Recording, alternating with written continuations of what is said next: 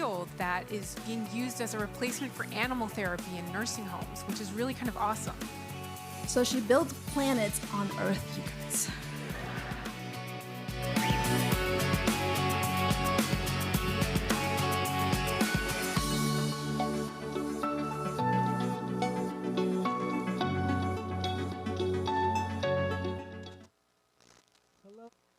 Welcome, everyone. How we doing?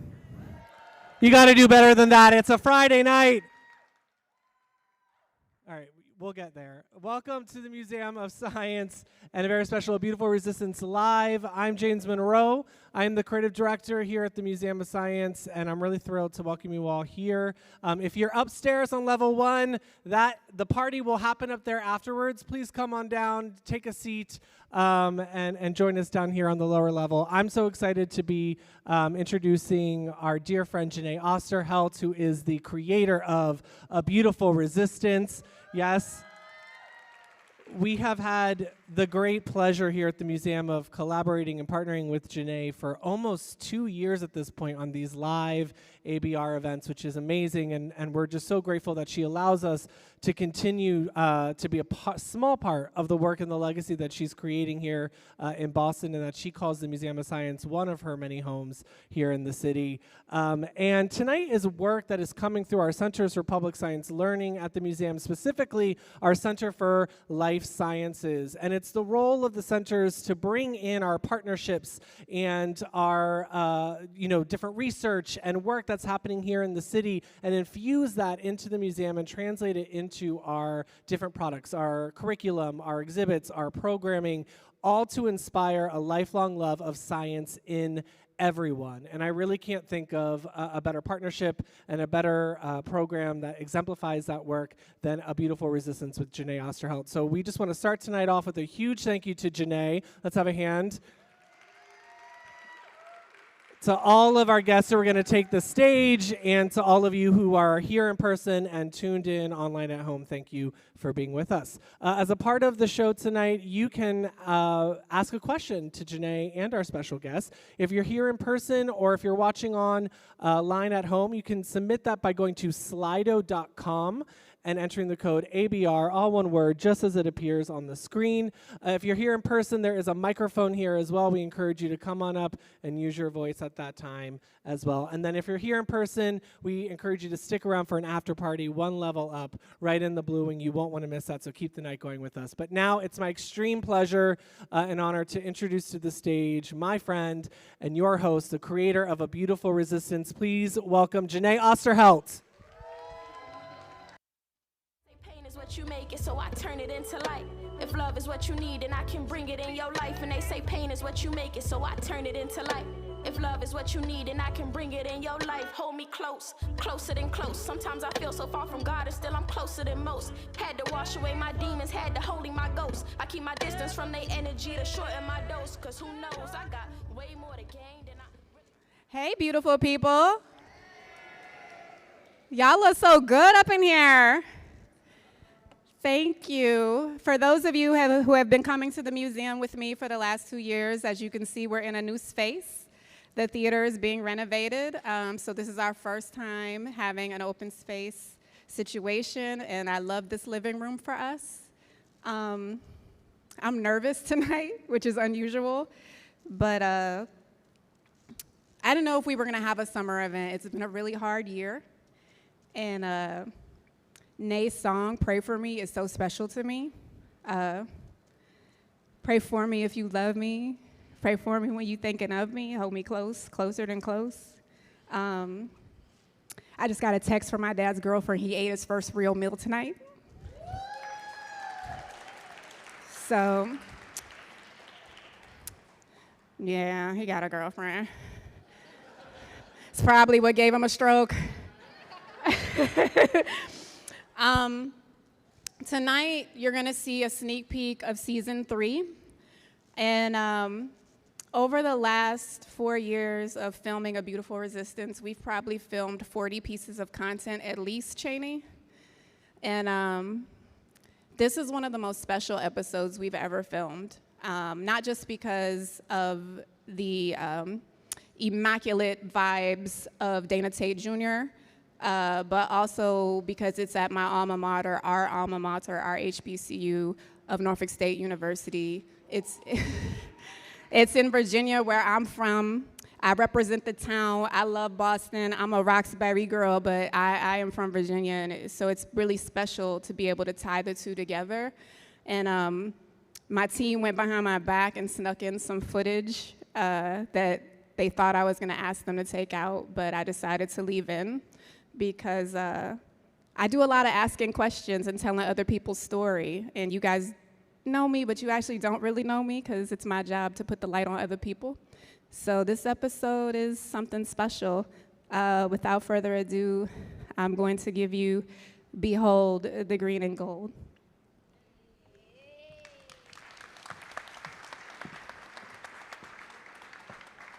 It was just something that I gravitated towards because I gravitated towards. No one like pushed me to play basketball. Like my dad was big on basketball, don't get me wrong, but I was already into sports like swimming and kickboxing with my grandfather, so he let me do my thing there. He let basketball come around because when I was younger, I didn't gravitate towards it.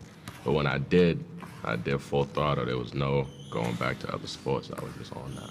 Those exact moments is what helps pour meaning into my life and who make me like just feel alive and just, you know what I'm saying, just want to carry on and go keep doing that day in and day out.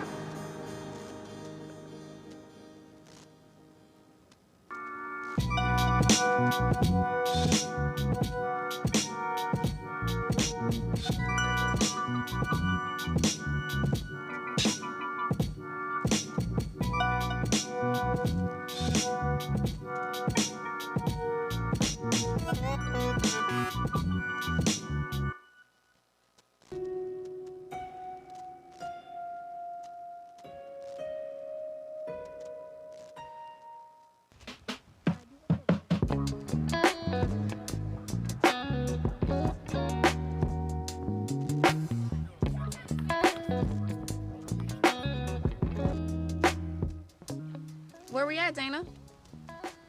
Brockton, the 508. What's your earliest memory of basketball? My earliest memory of basketball is at the Roxbury YMCA, playing in my first game, my junior Celtics game. I didn't really play basketball like that before then. Like, I had just jumped into it. Like, I was a swimmer, you know what I'm saying? So I started to just play basketball with my friends after school, like after school program there. So the league was free. I'm already there every day. The games was after school, so my mother got off work late anyway, so I signed up, she signed me up, and I just went and played, and I remember just not passing the ball. Tell me about your memories on this court here in Brockton at home. Memories here, this court, my father got this made. My brother was 11, I was 12, so about 6th grade. And that's when I really started to like take off with the sport of basketball, like just always wanting to be around it, working out, playing every day. Like I just eat, slept, breathe basketball, you know what I'm saying? So right here is where we actually did a lot of our workouts. With my dad, like we didn't have to go to the gym. We would get up in the morning, we would go for runs around the neighborhood, and then we'd come right here and work out, you know what I'm saying? And then at the end of the day, when we're done working out, we'd still just stay out here and play all day. And my friends all around the neighborhood would come over here every day. So this was the spot to come to. My crib was the jumping spot. You feel me? This way, everybody wanted to come and have fun.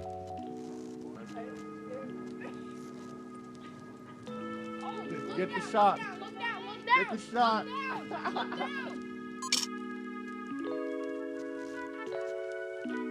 So when we pulled up, I noticed your nephews. So tell me a little bit about Dana the uncle and what you're teaching your nephews.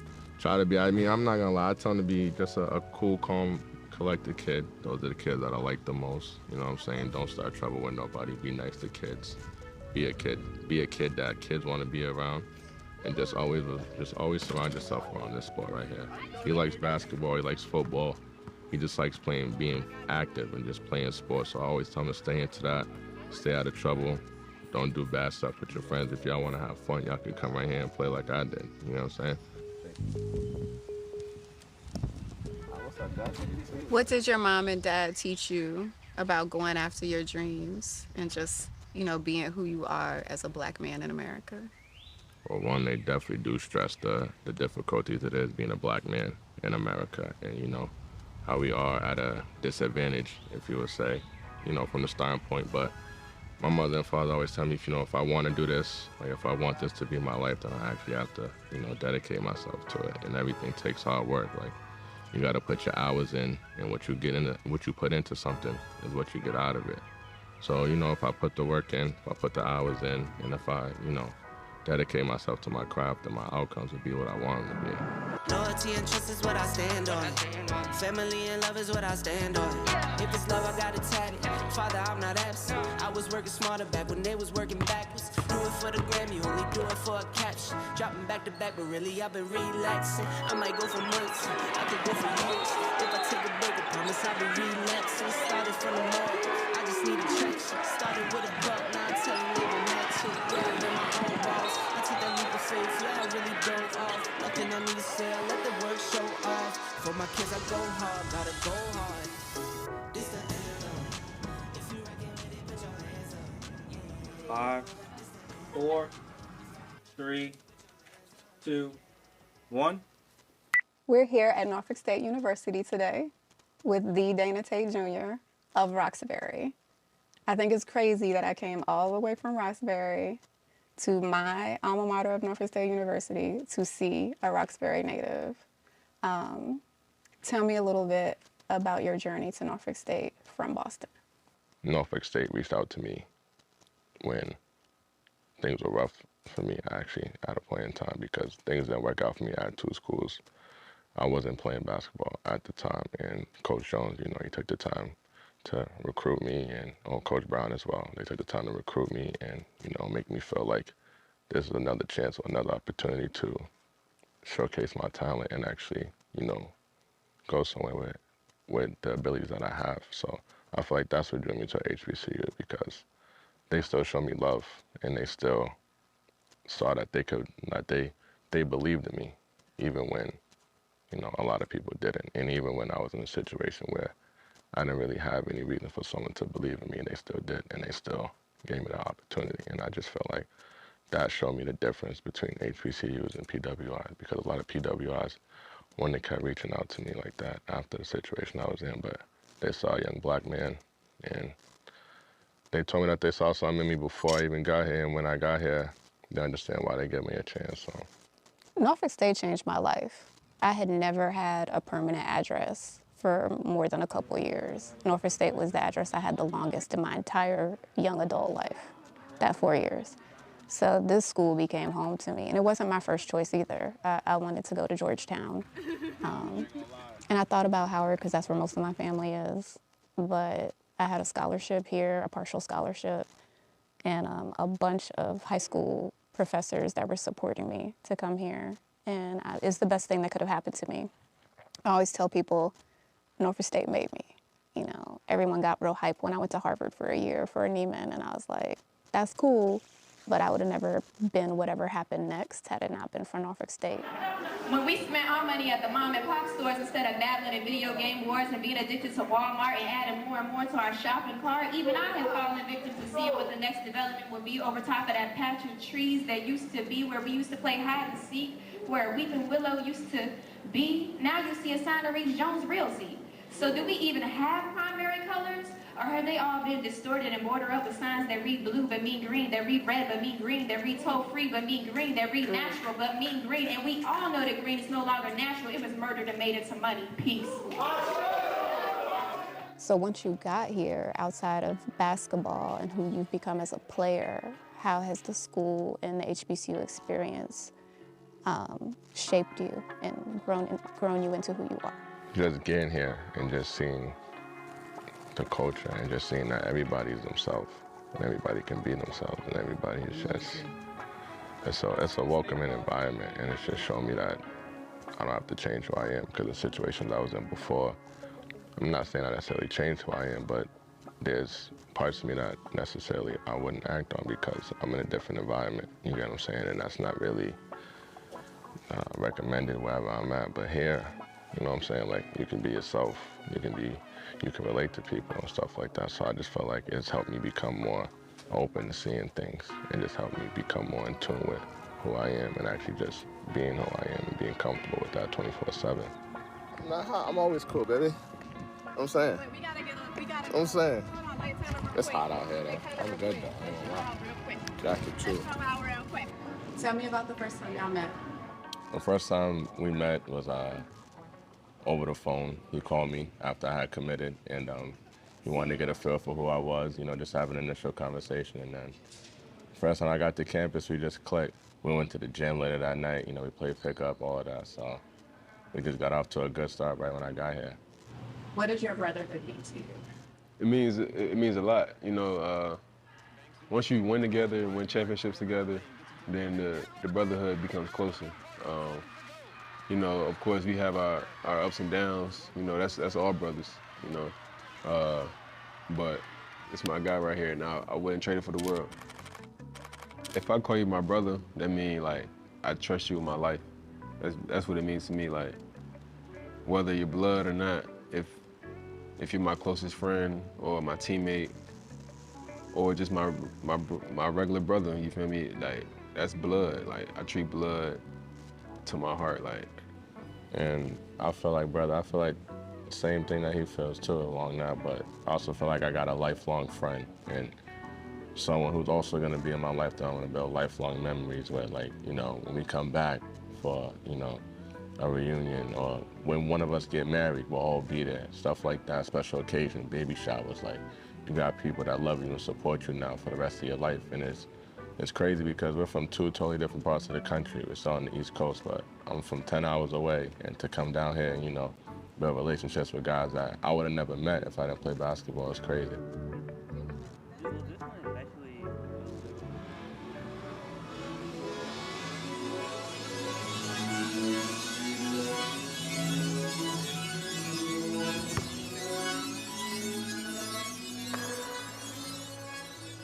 When we saw you last, these were dreams. You had dreams of playing professional basketball, dreams of, leaving Boston and doing other things that you can bring back to the city with you. What is it like now that you've actually lived it? You know what it feels like to kind of have that dream be actualized and fulfilled? I started off in Portugal.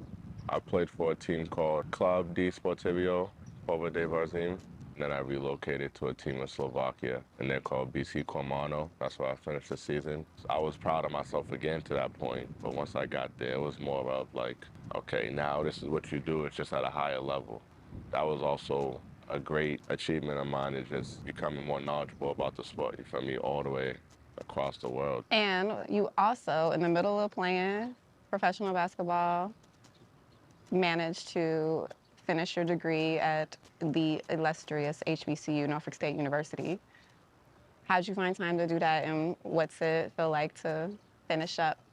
There should be no excuse, so don't give yourself an excuse to not, put forth an hour, 2 hours, a few days out the week to get these done, because at the end of the day, you do that now, you finish now, it's gonna help you for the rest of your life. And I'm proud that, I'm able to make my parents happy and my family happy by achieving this goal. So I am proud of myself and, what it means to me and my family. What makes your life a beautiful resistance? My life is a beautiful resistance because of family, basketball, love, and giving back to the community. Well, Dana Tay Jr., keep resisting beautifully. Your life is a beautiful resistance. Thank you for sharing this space with me. Thank you for having me. I got my little man back there with the, okay, like the camera, look at her. Look at him learning. Oh, boy. Be a filmmaker. We have to give you a credit on this episode. For everybody watching, we have an entire studio filled with students from Norfolk State University helping film this episode. So this is just Sparta all day, Sparta forever. Can we get a behold? Behold the green and gold.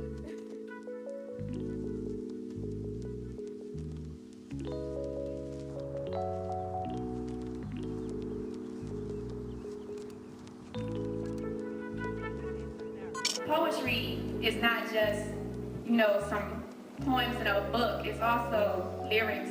It's about being an MC. It's about singing. It's about dancing. Poetry is art, period.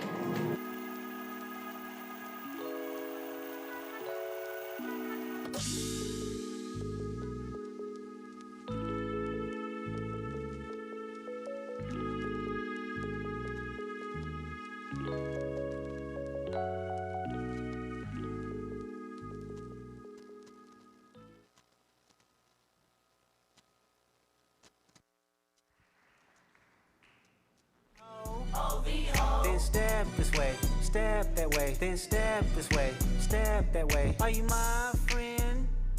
Are we locked in? Then step this way, step that way, then step this way, step that way. Are you my friend? Are we locked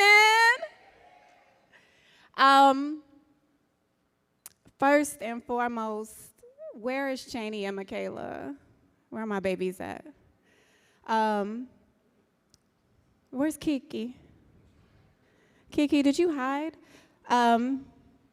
This is my team, Jeneé and Michaela. We've been together for 3 years, almost 3 years, and I picked them up second season of A Beautiful Resistance, and I knew that after we worked together, it would be pretty rare for me to work with anyone else again until they become too expensive, because I doubled their rate and told them to never go back, so that's my dream for them. And we just got our first official video intern, JL over here from Reppin' Lynn Lovely. So this guy snuck archival vintage footage of me in this episode, so y'all get to see baby Nay. But before we go any further, I would like Dana to come to the stage and get his flowers from this audience. So Dana, please just come up here for a second.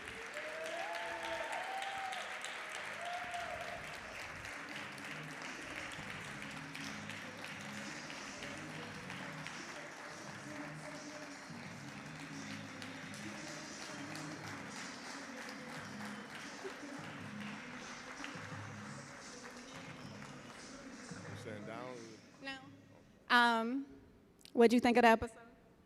I loved it. I loved it. Jeneé, great job, bro. Great job. I'm gonna give you the mic so you can thank whoever you want to thank. And but the first thing I want you to do is tell everybody what Black Joy means to you. And then I'm gonna give you the mic for a minute before we move on with the show. Black Joy means to me, we can have events like this, come together as a people, appreciate one another, you know, show love within our community, build upon ourselves. We know the struggles we go through, you know, we talked about it in the video, so the fact that we can come together and, you know, shine a light on positivity is the biggest thing. I want to thank all my family for coming, my parents, my mom, my dad, my right hand, Anthony, my man Reese, got my man Maul, got Junior, my cousin Ant, and his girlfriend Julisse. We got all my people here, you feel me? So, everyone came to show love. I want to thank, oh, sorry. I want to thank you for, you know, doing this with me, having it special, and thank everybody for coming to support. And I really appreciate this event.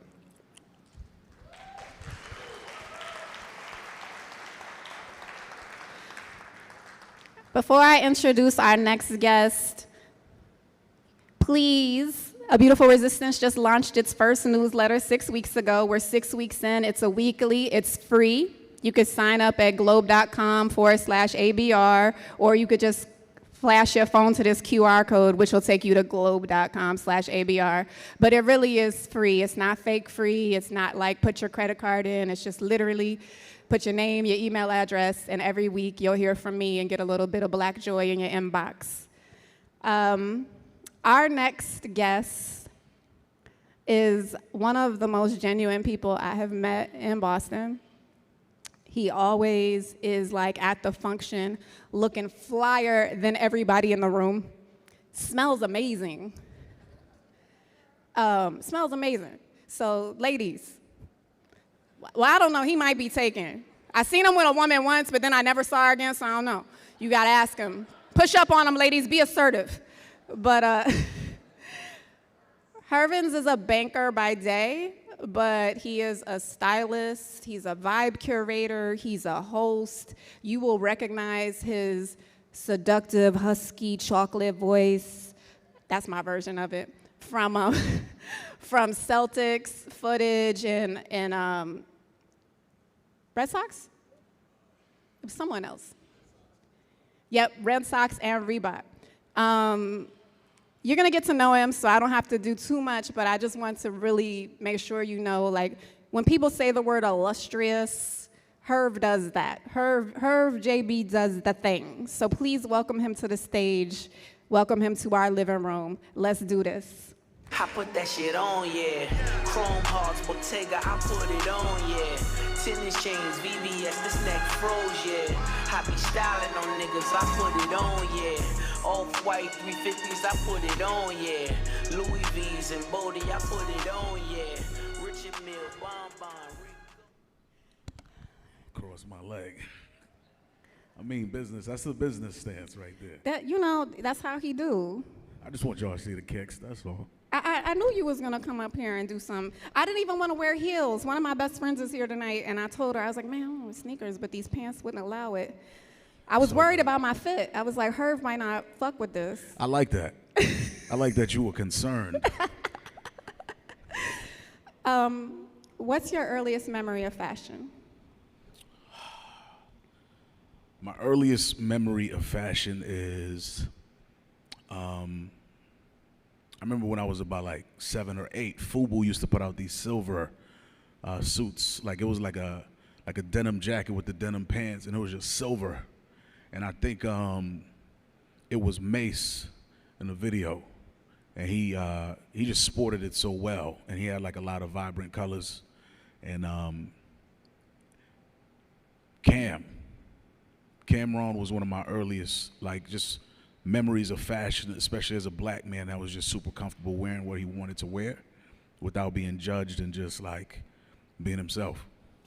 When people talk about fashion, sometimes they get real trite with it and they don't understand, like, this is armor, this is expression, this is how I speak to you before I even speak to you. When did you know fashion was your language? I think growing up, especially growing up a little bit more on the poor side, you have to get creative, you know, and part of being able to, like, you know, step the way I do now is because, you know, just being young and like working with hand-me-downs. And so like I would just wear hand-me-downs for my cousins all the way up till about like 7th grade. And around this time I had won Best Dressed. So that was just a moment of a lot of confirmation for me that I was on the right path. You spoke a little bit about growing up poor, which I know that story well, it's mine as well, but I want to talk a little bit about what your journey was here from Haiti on your own. Yeah. Take us there and talk a little bit about that. Yeah, I was born in Port-au-Prince, Haiti. For those of you all who don't know where Haiti is, in the Caribbean, right next to the island of the Dominican Republic. And I was fortunate enough where I had family that chose to send me to the United States when I was 1 instead of coming with me. So I was living with family, aunts and uncles, and up until I was about 9 or 10. And so it was a very challenging journey just for the simple fact that, you know, you see people with their parents and, you know, you're 9, 10 years old and you still haven't called anybody mom or dad. You still haven't been read a story. You still haven't had anybody bring you to any kind of after school program or anything like that. And so what that experience was like was I learned at a very young age that I had to have a sense of self. Like I had to know who I was because if I got hurt, I didn't have, like, you know, my aunts and uncles that I lived with, they weren't emotionally as intelligent as I would have liked them to be. And so it was a lot of like leaning on friends, leaning on cousins, you know, and understanding that, you know, I'm probably gonna get my time to shine when my parents are able to come to the States, you know. How has that experience shaped the way you give back in Boston? Because I see how you move, and I would love for them to learn a bit about how you volunteer and give back.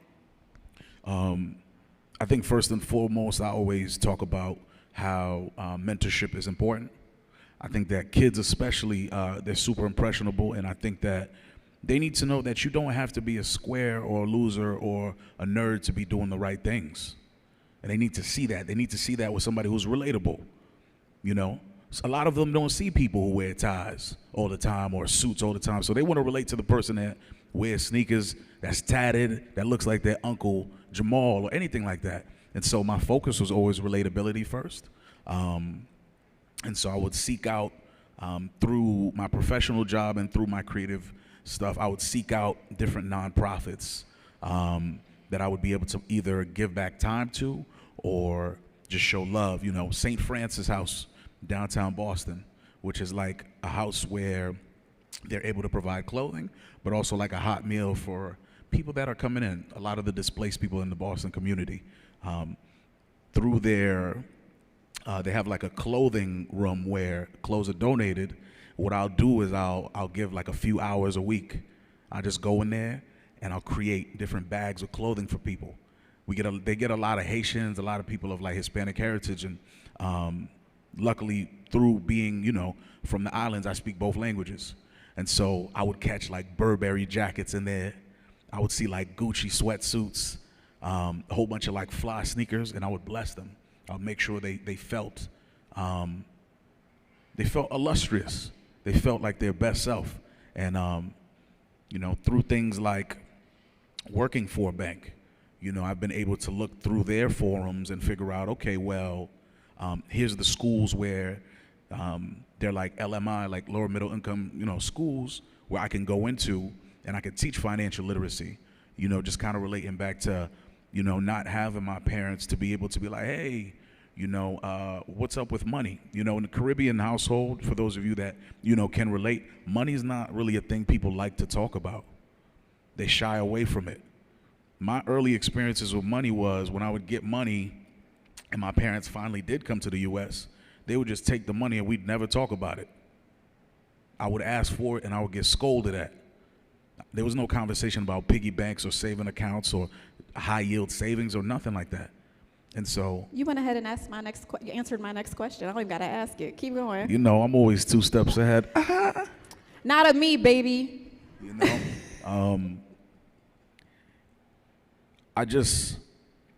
I see myself in a lot of these kids, and I'm like, you know what? Let me be proactive than reactive. Absolutely. As a banker, you just spoke about financial literacy.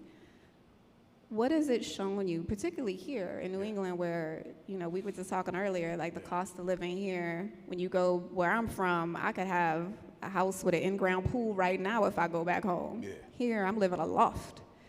But what is working in a bank teaching you about the racial wealth gap and financial literacy here, especially for us? One thing that I see, because I've been a banker for almost 8 years now, one thing that's very like prevalent and just like you see it all the time is that, you know, a lot of these families are not, especially like people from the Caribbean and like black and brown families, they're not really coming into the banks and teaching their kids stuff.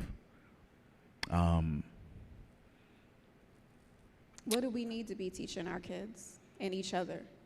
I think that conversation about, you know, just putting money away, what does that look like? You know, we talk about things like the 50-30-20 rule. That's one thing I teach in the workshops that I teach through the bank. You know, we talk about credit.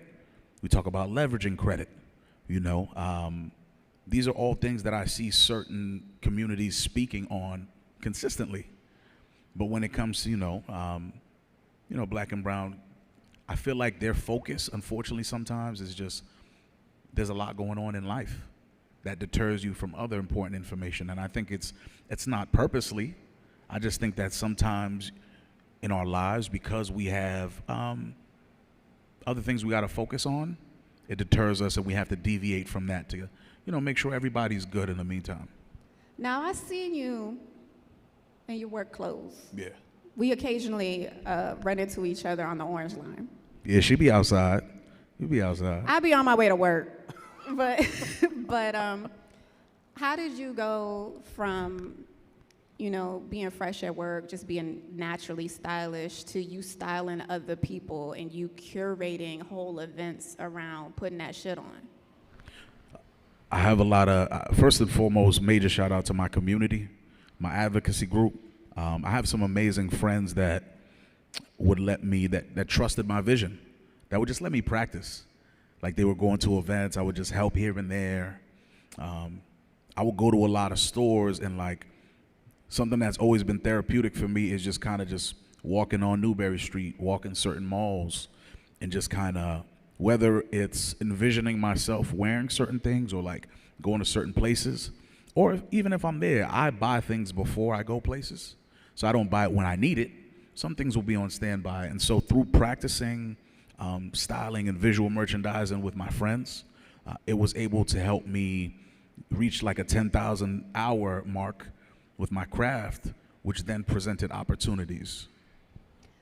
How do you go about putting a look together for someone? What's your mood board for that? So when I put a look together for people, I like to ask them to first get on a call. I like to know, what are some things that inspire you? What do you like to wear? Who are some people that you see wearing things that you can see yourself also wearing those things? And so we'll connect. I'll send some looks that I think would look great on them. A lot of times there's a lot of pushback because people don't like doing anything new. But more times than likely, it's led to me, you know, styling some amazing people. Some are NBA chefs, some are lawyers, some are athletes. So it's been really lucrative. So now you and my good sis Melissa Valdez, Shout out to Haiti Mel. and DR, shout out, are two of my favorite hosts. Y'all energy is unmatched. When did you know, like, oh, I can host. I can raise the levels in the room? It was, I want to say it was my sophomore year in high school when I was hosting the pep rallies. You can see this on YouTube. This is probably like 2010, 2009. Like, I'm doing the pep rallies. I'm doing the talent shows. And so through just finding my voice, I think it was 6th grade when I got asked to do the announcements in the Irving. It was a middle school in Rosendale. Doing the announcements, I found my voice. So I was like, okay, well. And you thought you sounded fly? Like you knew it? You were like, oh, my voice is fly. Yeah, I'm like, yo, this kind of sounds smooth. I could kind of, you know, I could do something. It was the teachers that would tell me. He a Virgo, but he sound like a Leo, don't he? Real Leo-like. Thank God I'm not a Leo, man. Whatever. Oh, man. I'm a Leo. You know, Dana Tate Jr. is a Leo. The Virgos is defrosting Noma's right now. a Leo. We defrosting right now. Yeah. Sorry, I'm being goofy.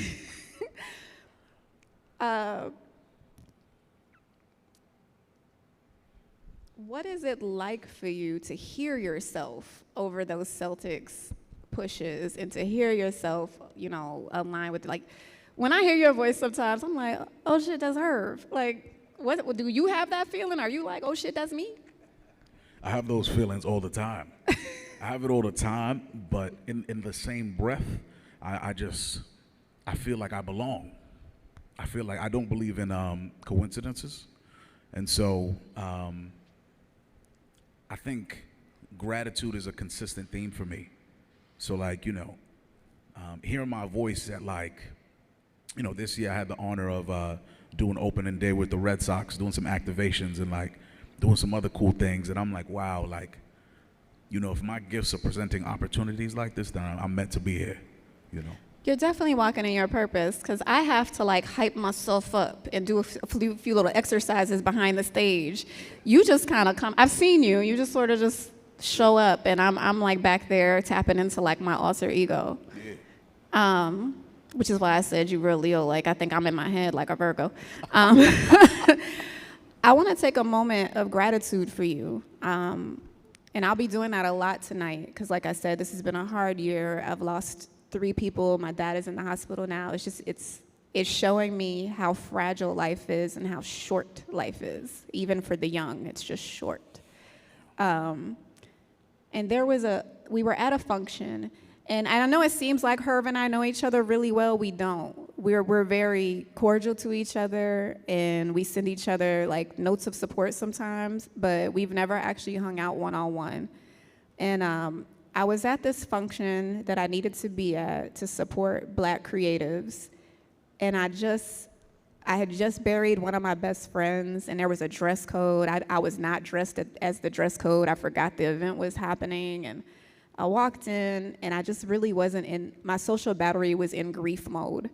And he came and sat right next to me and really held me down for the evening. And he didn't know I was going through all that. It was the anniversary of my mom's death too. It was just like a lot happening. And I just want to say thank you for being that person, because you're like that. You, like I said, you didn't know any of that was on my head, and you were like, nah, your outfits fly, like you look fly, like let's sit together, I got you. And you always have that energy. So I just want to thank you for leading with love and just authenticity, because people don't always do that. And even though you flex on us, you don't do anything for the flex, and that's so beautiful. So thank you. And what makes your life a beautiful resistance? What makes my life a beautiful resistance is I never let feeling like I'm not good enough keep me from getting started. Say that one more time. We're gonna double down. My life is a beautiful resistance because I never let feeling like I'm not good enough keep me from getting started. Thank you, Herv.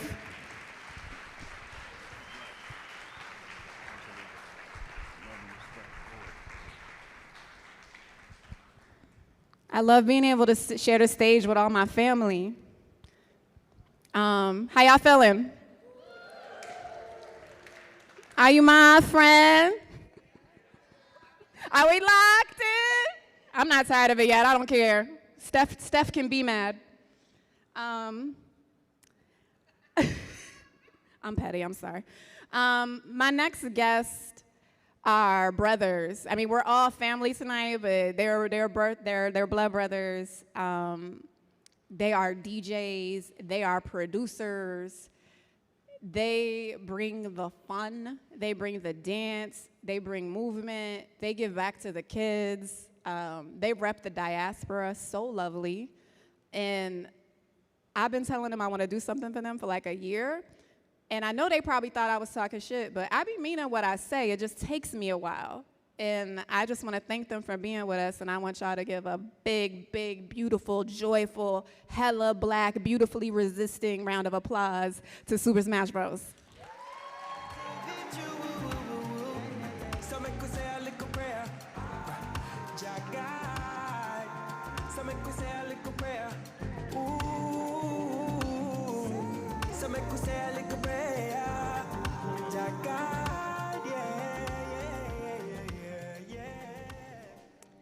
All right, real quick. No. Yes. Emily. It's a Leo moment real quick. So those of you who've been here before know I don't play about birthdays.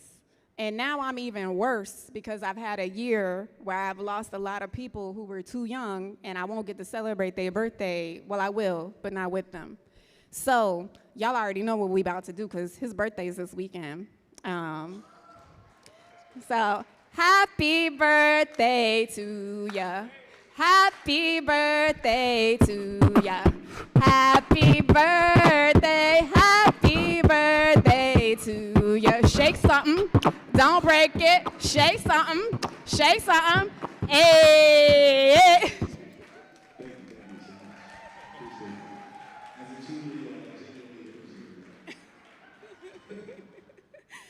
Ooh, okay. Sorry, I'm about them birthdays. Especially for my Leos. I would have made Dana come up here, but his is like, you know, we August Leos. We got a whole nother. Just 2 weeks, that's it. August Leo's different, okay? It is a little bit. We would have had a whole concert. I know. I have a lot of Leos in my life. What is your earliest memory of music? Go ahead. First, tell people you're Mui, you're Noma. I'm Mui, one half of the SuperSmashBroz. My earliest moments of music were really just church, honestly. Like I grew up, my family's very spiritual. I grew up in church. I remember just kind of, even just with utensils, sorry. my mom used to complain about how I was always like messing up the dining table because I was always like playing with the knives and forks and just like drumming. And I grew up drumming, so that was really like I grew up drumming at my church, my family's church. So like that was really my first intro to music. And I feel like it wasn't until probably the last like 4 or 5 years where I really started to really look back and be like, dang, like I've really been around music my whole life. I didn't know, I had a whole different idea of what my life was gonna be like. So it's a blessing though, but yeah, those are my earliest moments. Yeah, likewise, I would definitely say church was the first place that we kind of tapped in musically. He was more focusing on drumming and participating in the church in that manner, but for me personally, it was also just being around him and seeing him listen to music, and my sister was a singer, faithful singer, so, you know, just being around them was inspiring, and they definitely influenced me, for sure. What does it mean to you to get to create with your brother? Like, it's, you know, it's one thing to do things with your best friends and everybody else, but y'all really get to do life together in every sense of the word. So what's that like for you? What's that mean to you? It's tough. It's tough. But there's beauty in it. There's a lot of beauty in it. I feel like I haven't experienced anything else working with another partner like this. I don't feel like working in a work environment can't compare to working with your brother, because no one knows you better than your own blood sometimes. And most times, let me say that. And luckily, I've been able to kind of like follow his lead, you know. And obviously, I'm very stubborn, but you know, being able to have someone that's with you, beside you, that's gonna teach you, and you know, being able to have that representation has been very important. Yeah, I mean, it's a blessing though. Just like my brother said, it's definitely tough because we're brothers before we're business partners, or you know, it's no matter what, we can be on the highest of highs or the lowest of lows business-wise. You know, it's like we still are brothers. So there's always still that. There's always a connection that we couldn't even run from. But like, it makes it, you know, it's like unspoken language. Sometimes people think we're twins. We don't look alike, but like sometimes our mannerisms are exactly the same. Sometimes we'll say the exact same thing at the same times, and we'll like look at each other and laugh. And people we'll be like, did y'all plan that? And it's like, no, it's just we spend so much time around each other that but it's good. It's so fruitful, and it's good to know that you have someone that's down for you in this business thing, no matter what. So one of the many things I admire about the two of you is the way that you represent the diaspora. And one of the things I love most about Boston is we have one of the most nuanced Black communities in the nation. A lot of places you go and Black people are often dominated by descendants of the American South. Here, our Black community is so fully represented of the world. Can you talk about what that means to you and why it's so important that we celebrate all of our multitudes as a people? I think just to highlight, I think it was a couple of years ago, the percentage was like 25% minorities in Boston. 25% Black, 20% Latino, about 9% Asian. See, so even that in itself is so important and so influential for what we do. I mean, growing up in Roxbury, we were in a melting pot of Haitians, Caribbeans, Nigerians,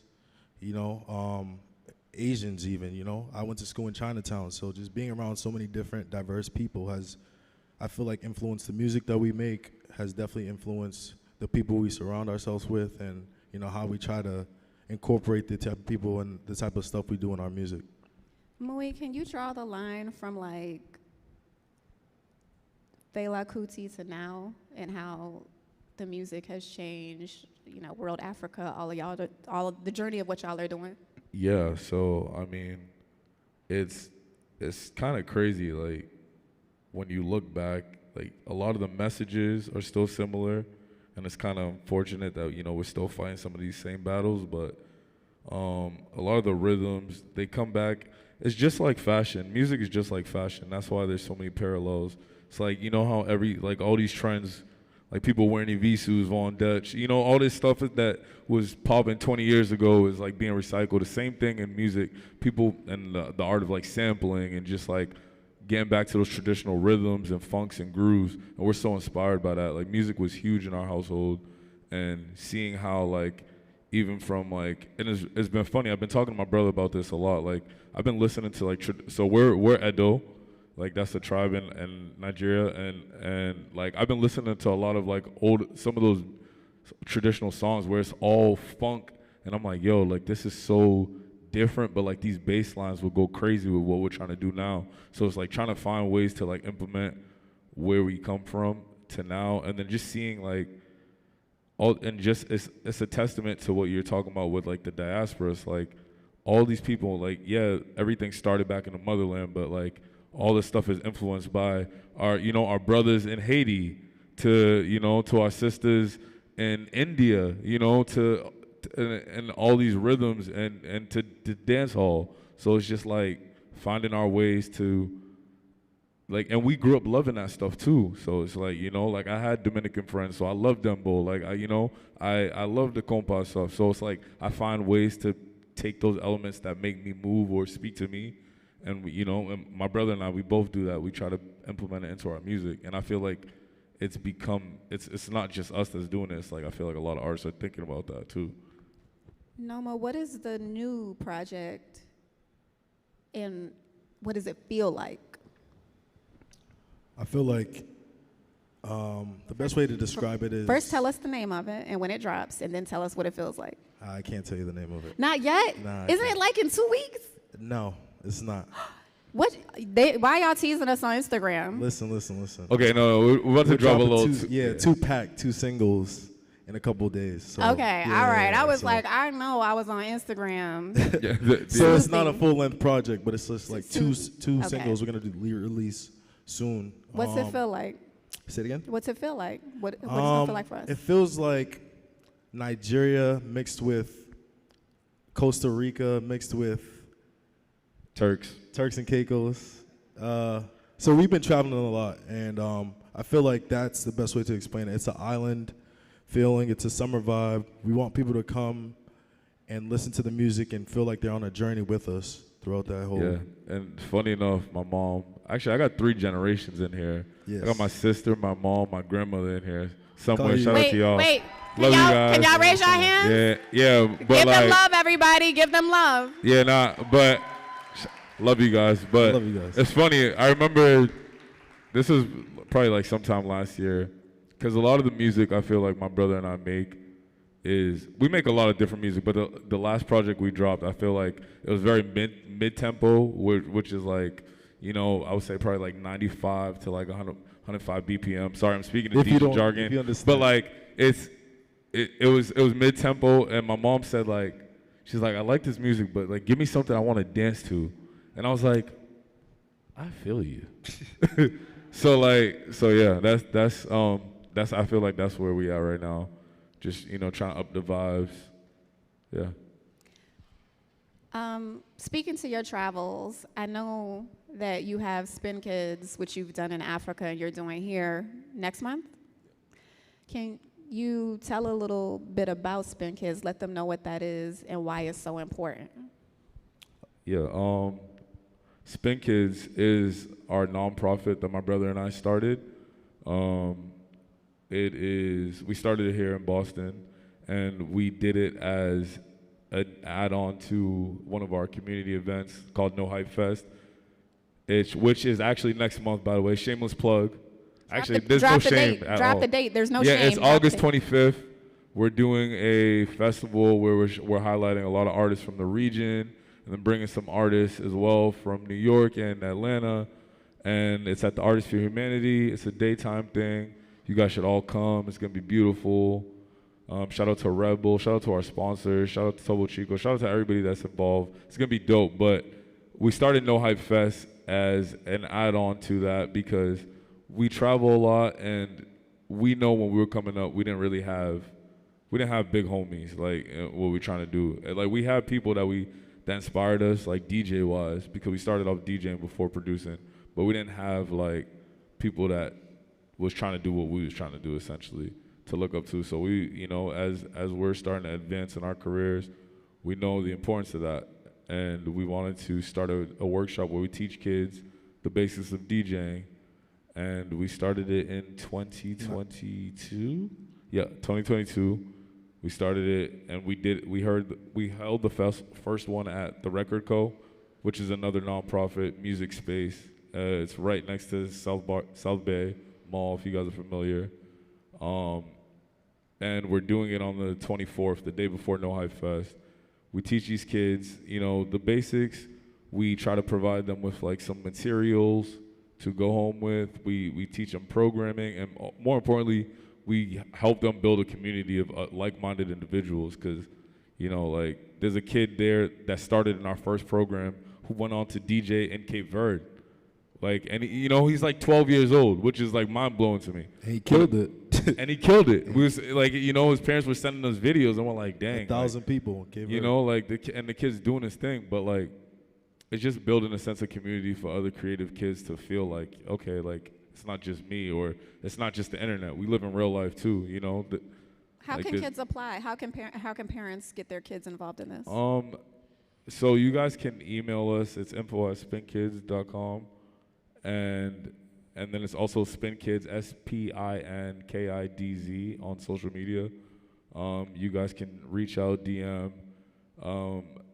Yeah, we're trying to do it way more. And then we actually went back to Ghana and did an international version of Spin Kids as well. So we started it here because this is where home is. But as we were invited to perform at Afrochella, a festival in Accra, Ghana, we partnered with them to make it part of their programming, and we taught, in the past 2 years, we taught over 50 kids in Ghana how to DJ. And it's a blessing to just see how much they take away. And these kids still DM us on Instagram, like, talk, you know, like, and just trying to be there for them and just make sure that they feel inspired. Yeah, I really wanted to talk about Spin Kids and just the work you do outside of DJing and producing, because while we all love to dance to your music, I wanted people to understand like that you do a lot of community work. Noma, can you talk a little bit about how we live, the politics of the country, whether we're talking about Sonia Massey or the elections, how that informs, inspires y'all work when you're in the studio? Of course. I mean, obviously it's been difficult times we've been living in, just witnessing. It's been a lot more prevalent. It's been a lot more in our faces, which is important for us to be aware of. But, you know, it's been difficult to watch and kind of like gruesome. But I feel like it also empowers us in a way. It kind of gives us a voice to fight back, to speak up, you know, to speak on things that we truly care about. And actually the people that we see that are going through these journeys and going through these trials and tribulations in real time. So it's like, for us, it's definitely been very, very influential, and we've done work on our own to kind of like, you know, find ways where we can, you know, make an impact, whether it be not only through our music, because we know how powerful music is, and it's its own language, and it can touch people in different regions and different states and cities and around the world. So we feel like that's been so helpful for us to be able to kind of like incorporate ways for us to speak on that, and through our music and through our production as well. Do you want to add anything?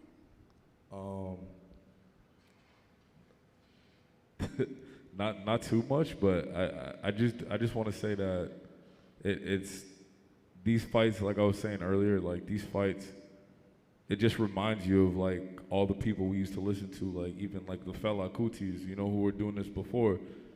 Like some of these things they're talking about being oppressed, and they're talking about, you know, like the government not showing them any love or not caring about them, and it's like we're still talking about these same things, whether it's a little different or a little bit more modernized.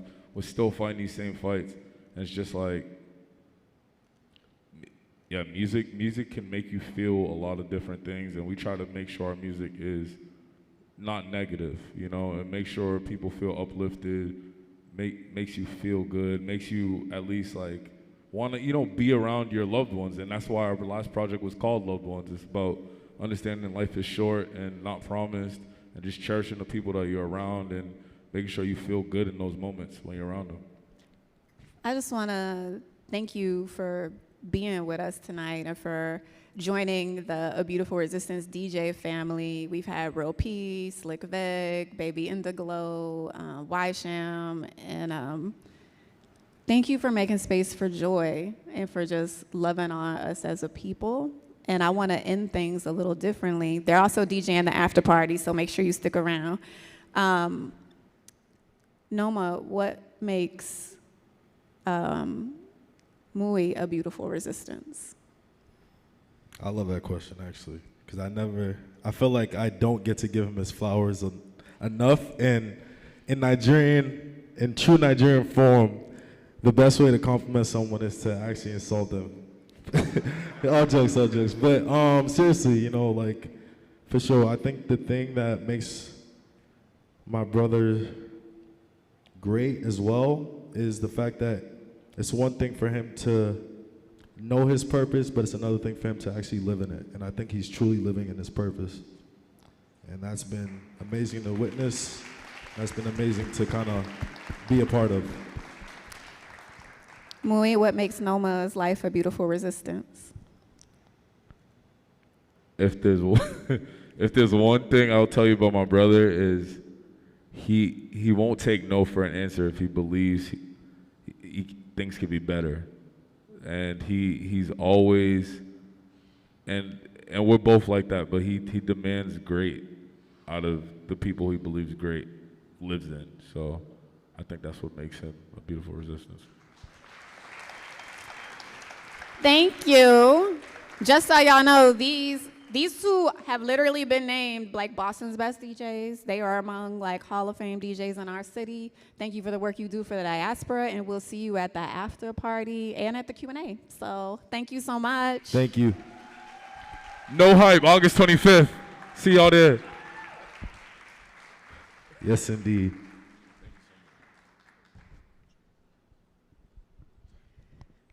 Give it up one more time for SuperSmashBroz.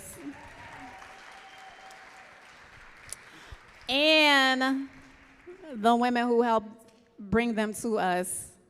Raise your hands one more time. Yeah. So when we started the show, we started out with me walking out to Pray For Me by Nay Speaks, younger Jeneé. Nay is so special. And a lot of people say it, it's not just me. Like, so many people know that Nay is special. I say Nay is now and Nay is next, and not just for Boston, but for hip hop, for artistry. Pray For Me is one of the most important songs I've heard this year. It's literally a prayer. And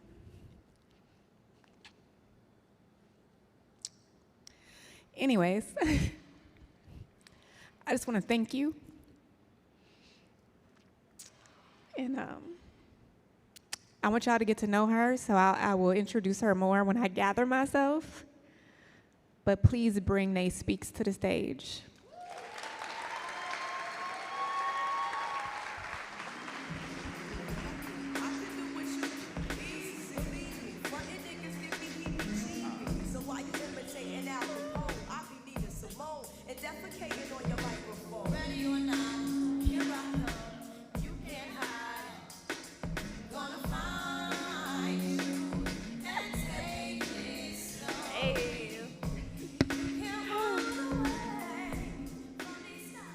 You had to start crying. You hey, had baby. to. I tried not to. I Don't really make me did. I cry. tried real hard. You know, I tried to keep my thug together. But you know, sometimes the Drake comes out. Hello. Hello. Oh, I'm in my supervillain era. Quick switch. Nay, now that I've gathered myself, Nay is an artist, a lyricist, a poet, a Spelman student, currently killing it. Nay is part of 617 Peak. Peak. Yep. So, which is an amazing nonprofit by please give it up for Akenna, please. Who does a lot, managing many Boston artists, Words Speak Life, and helping our youth find their voice, amplify their voice, express themselves so beautifully. And like me, he is in a hard season. And I would like to just give a moment of silence for a couple of people, starting with Sebastian Towns, Crystal Anderson, Jesse Riggs, and Alicia Lily Kearns, and anyone else who is not with us in this physical realm anymore. And if you are in your grief season, you got this. Nay, you are that girl in every sense of when I say you have now and you have next, I mean it. Anyone who saw you at BAMS Fest, anyone who knows she's been named Boston's best new artist and is.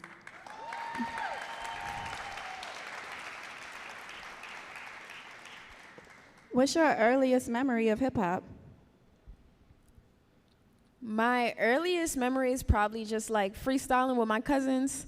And we would always just be playing, but I always loved to do it. Like, I would be like, yo, like, let's go freestyle. They're like, no, we just did that. Like, we did that yesterday. But I always did love, rapping, poetry, writing. It was always something I was passionate about, even before I showcased it to the world. So that was probably, my earliest memories of it. When did you know you wanted to pursue it in a real way? During quarantine, I was writing a lot, because I had so much time just being home, being by myself, and being able to learn so much in a comfortable setting. And so during that time, I also had done like a lot of poetry performances over Zoom. Like, I used to perform for different high schools, inner city high schools, because I went to high school in Newton. So a lot of what I was doing was in the city, online, virtual. And then joined 617 Peak, where it was like, okay, finally, we're coming back together. Community's able to come outside, and I'm learning about the craft now. I'm learning about what it takes to curate these songs, to be in the studio, and learning more about just my voice and myself as an artist. So, share with them what 617 Peak is. It's a lot of things.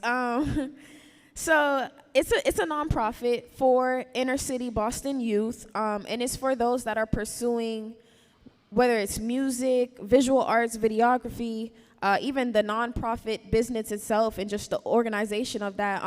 It allows for all of us to use it as an outlet to learn about, like I said, the business side of the artistry and the industry that we want to go into. And there's so many different avenues to it, like. We allow people in the community to come in and perform and talk to the students, and that I was one of those students. So it's definitely, it keeps going. It goes down generations, and I was one of the first groups to be a part of it, and I continue to see it grow. So, what's it like for you when you're from here, and then you find yourself on like a BAMS Fest stage? Because I was there that day and saw you and saw how much it meant to you and how much it meant to your family. BAMS Fest was a moment for me to really slow down and take in my performance and my community and everybody that was there supporting me. Because I think a lot of times I do really big things, and for me it's like, okay, well, that's just another thing, off a list or something like that. And it all does feel good, but I don't necessarily allow myself to take it in every time. I kind of just keep going because I know there's another thing coming, and so BAMS Fest forced me to kind of slow down, stop, and really see everybody that was in front of me, but also allowed me to see myself in the way that we are a reflection of each other. And I think that's where everybody kind of saw that breakdown when I did Pray For Me, because I had been thinking about the show so much, and it was really excitement. A lot of those tears were excitement, but just gratefulness, grateful. What inspired Pray For Me? Because it's gorgeous. and it's healing, and it's just an affirmation. What inspired that?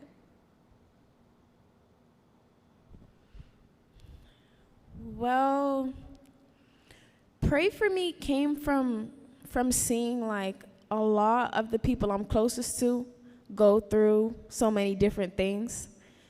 And we can support each other, but we can't save each other. So I think I was just kind of seeing that more and more. And you just learn that like even the people you're closest to, you cannot depend on them to hold you up. You have to be accountable and hold yourself up in your own way, whatever that may look like for you. Because when you rely on people, which you should, lean on your tribe, but don't depend on people because you put a lot of pressure on those relationships. And I think that can be a negative sometimes. Like, Ike is my manager. There's a lot of things I can't put on Ike. There's a lot of things I have to rely on myself for. And so I kind of learned not to stress relationships. Like, you want everything to be as healthy as possible. And in order to do so, you have to recognize your boundaries. You have to recognize other people's boundaries. And so I was learning a lot of that. And in that space, sometimes you can't talk about everything. You can't tell people everything. And that left only God. Amen. I'll also say God gives us people. And I have a hard time leaning on my people because I have your attitude about things where it's like, I will just keep doing it, keep showing up. I'm not going to slow down. And four of my close friends are here. I haven't seen Heidi, but I'm sure she's here. But shout out to Priscilla, Melissa, Jazz, and Heidi. They kind of have to force me to lean on them because I ain't good on leaning. Mm-hmm. So I think God gives us people, and if you don't pull out your chairs on occasion for them to sit and be there for you, that's also part of following his blessings. And that's just me being real auntie right now because it's something I'm in a season of learning to lean. As a HBCU alum and seeing what's happening with HBCUs and Black schools, Black studies, everything that celebrates us and encourages our achievement is being attacked right now. What inspired you to choose a HBCU in one of the best schools of any type in the nation, Spelman College? I know for a lot of people, especially people that are legacies and have seen like multiple generations, go through college, and HBCU especially, you kind of make that a goal. For me, I didn't have that. So I didn't know what it meant to be at an HBCU, Spelman specifically, until I got on the campus. We had an event called Spellbound, which was like, if you know, you know, but it was like an orientation couple days, and I kind of got to see like just a little taste of that sisterhood and what it would be like to be surrounded by people that were like me, but also like-minded, and coming from a place where I was great and then being surrounded by people that were great. It's like you either step up to the occasion or you fold. And so it definitely was an immense pressure, but it also showed me that like there's so many different outlooks and perspectives to life. And on that campus, people come from all over the world. And with that being said, people come from places where people come from less, people come from more, people come from generations that have done it already. Some people come from being a first generation student. I'm a first generation college student. So I think just being there and seeing that like there's no limit to life. You picture what you want, you envision it, and then you find a way to go get it. And they give you so many avenues to be able to do so, but also remaining like authentic to yourself. So I see you on stages, in places, New York, Celtics, all over the map throughout the year. How are you navigating school and really making your dreams a reality? It's pretty impressive to watch it happen. I'm still working on it. Like, I think balance is one of those things where sometimes it doesn't exist, and it's hard to make it exist. Like, there's a lot going on, but I just know, and I tell myself every day, when I pray that it's like, this is what I asked for, I envisioned it, and I'm just on the journey to get there.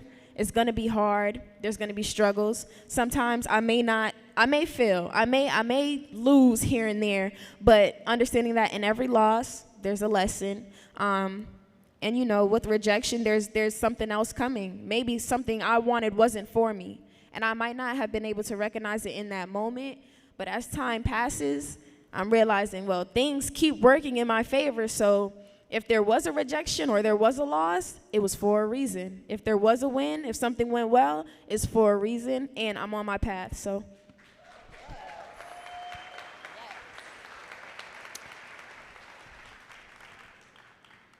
So I'm going to say something that's not very popular or cute.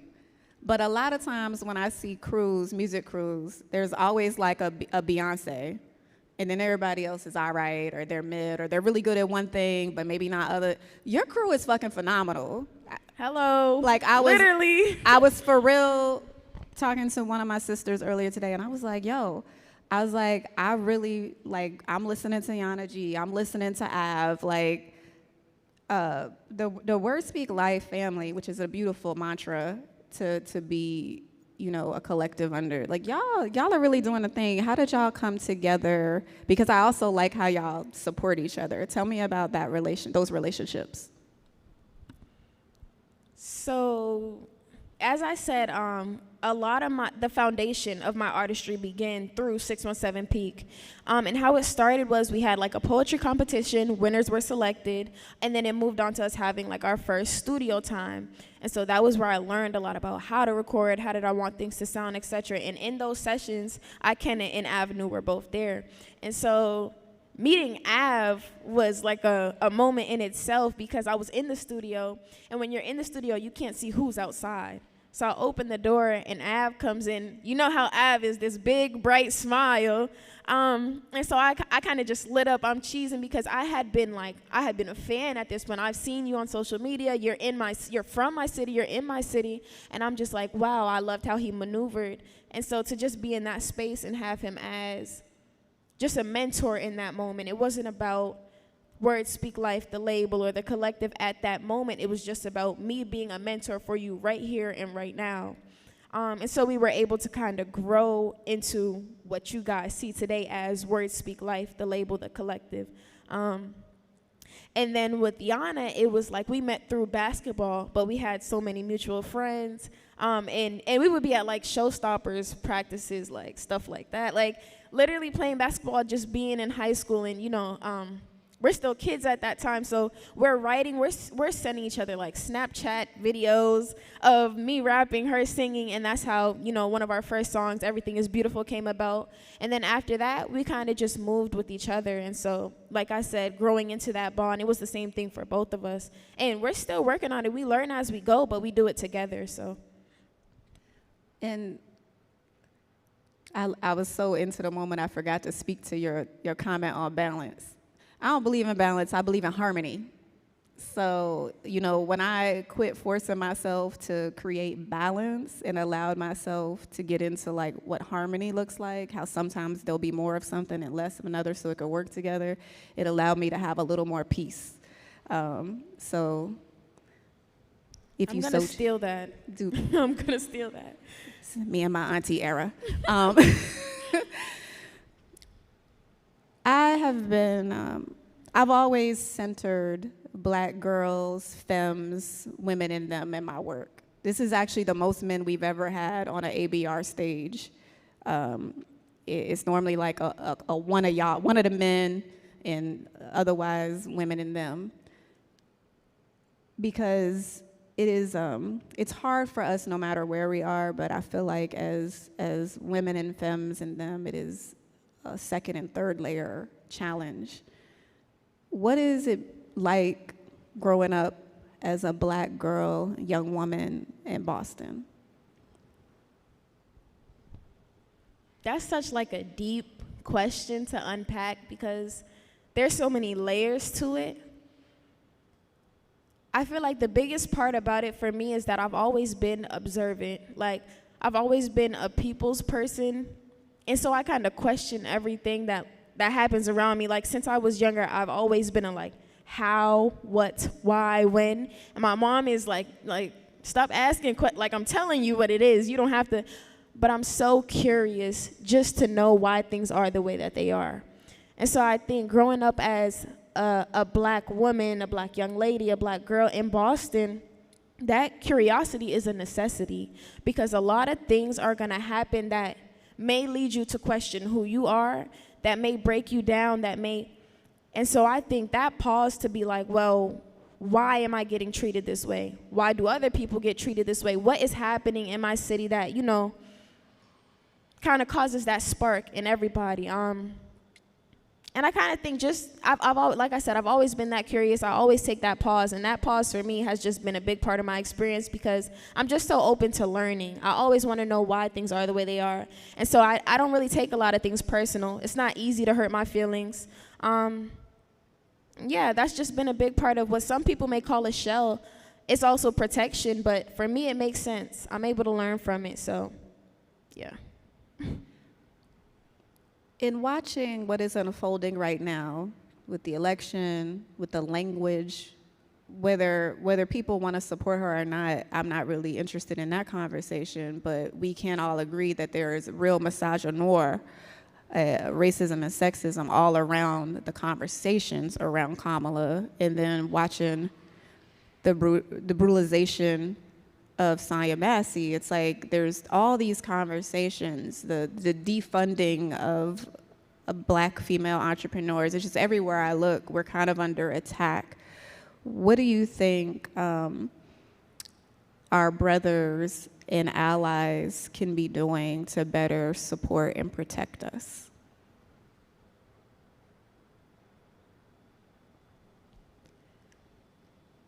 I think it's about being intentional. Like, me being an artist and being amongst other artists, it's important that you mean what you say and that you're careful with what you say. And I take that really seriously. Like, in my music, if it's okay, my mom doesn't like cussing, right? Cussing is one thing. But I make sure that, like, if I'm saying something, it's something that I would say in real life. It's something that I mean. It's something that I want other people to hear. And so I think that intention means a lot when it comes to protection, because, people know what they're intending to do, what they're intending to say, if they're intending to offend you, if somebody wants to break you down or bash you, whether it's on social media, through text, a phone call, or with a mic in hand. We know what we're up here for. And so I think that intention is just the main part of that protection. Making sure that if you want to defend a black woman, you do so when you have a mic in hand, when you have a phone in hand, when you're on a podium. And so I think the people that are intentional in those ways, like me and you, and everybody else that has graced this stage, you can feel that.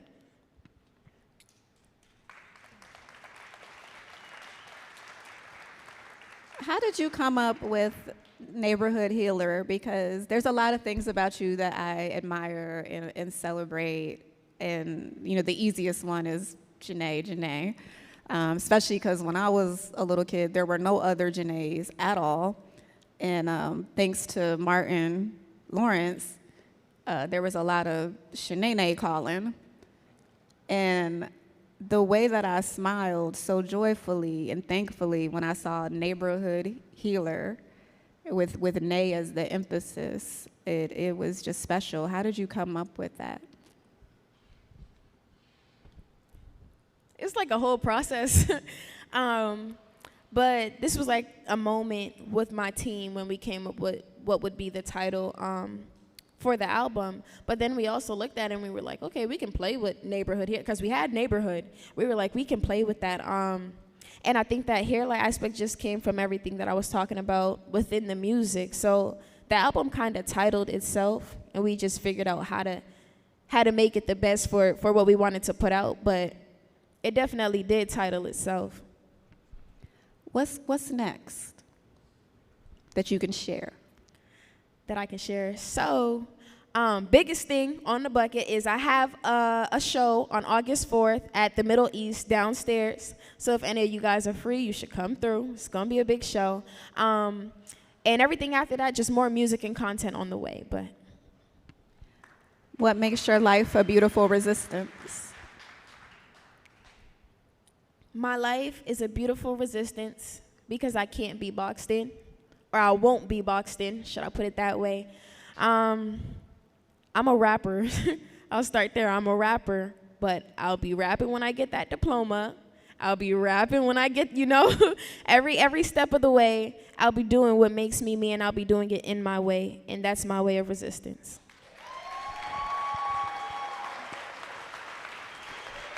Thank you. Thank you. We do not have time for a Q&A because we got started a little late, but I do want tonight's joyful guests to come to the stage so we can give them a round of applause before we hit the after party.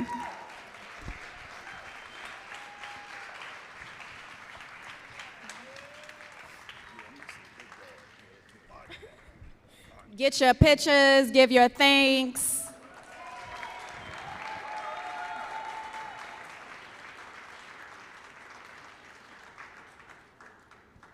And now we're going to get off the stage because Jeneé is going to bless us one good time with my favorite song of the year before we do this after party situation. Woo! Yeah, I'm gonna take a breather real quick. I was shivering. Are y'all cold? That air is blowing, right? Okay. Whew. All right, let's do it. Look, they say pain is what you make it, so I turn it into light, okay? Yeah, look, they say pain is what you make it, right? Look, they say pain is what you make it, so I turn it into light. If love is what you need, then I can bring it in your life. And they say pain is what you make it, so I turn it into light. If love is what you need, then I can bring it in your life. And don't get caught up in the struggles and strife. Ain't gonna tell you that I'm good, cause I ain't feeling alright. Let me explain, know that pain comes in windows with a 5% tendo. Deeper and darker than the surface, but also simple, like pray for me. Pray for me if you love me. Pray for me when you praying. Pray when you thinking of me. I said pray for me.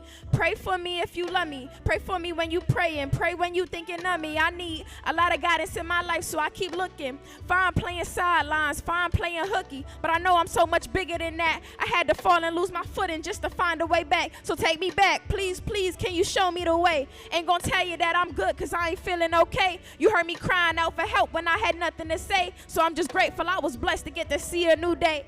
Okay, they say pain is what you make it, so I turn it into light. If love is what you need, then I can bring it in your life. And they say pain is what you make it, so I turn it into light.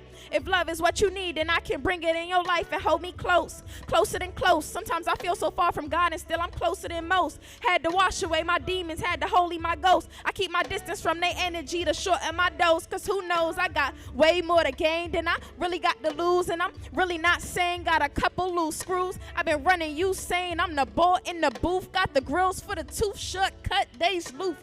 Said pray for me if you love me.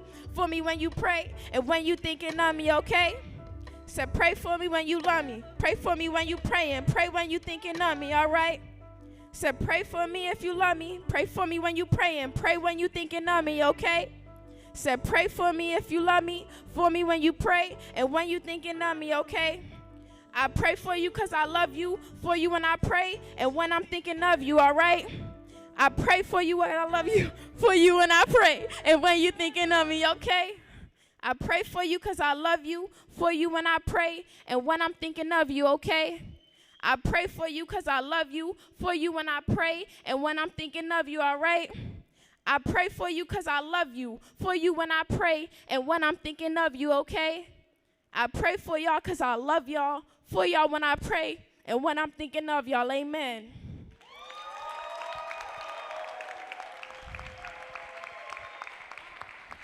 Thank you, thank you, thank you. See, me looking at my manager got me messed up, but once again, I pray for y'all because I love y'all.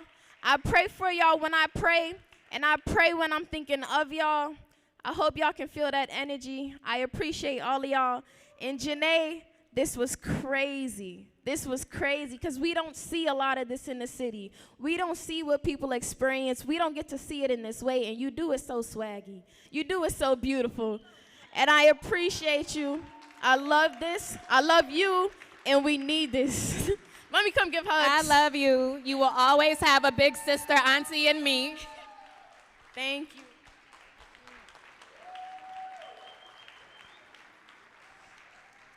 Shania and Michaela, can you come here real quick, please? I see my baby Lindsay here. Come up. Help Kiki get up here. Now they're shy. This is already mortifying enough for them. I can't put a mic on them. We're gonna go upstairs and have drinks and Super Smash Bros. We gonna be in our joy. We gonna be beautifully resistant and have a good time for 45 minutes, or I don't know what time it is. But it's really important to me that y'all see my family here. We do this together. We film together. We do these stories together, and they really hold me down. And I just wanted to take a moment to show some love to them because they always hide. So. I see y'all upstairs, globe.com/ABR. Please sign up for the newsletter. Share your beautiful resistance at A Beautiful Resistance on Instagram. And we'll be back in the museum in a couple of months, baby. Love y'all.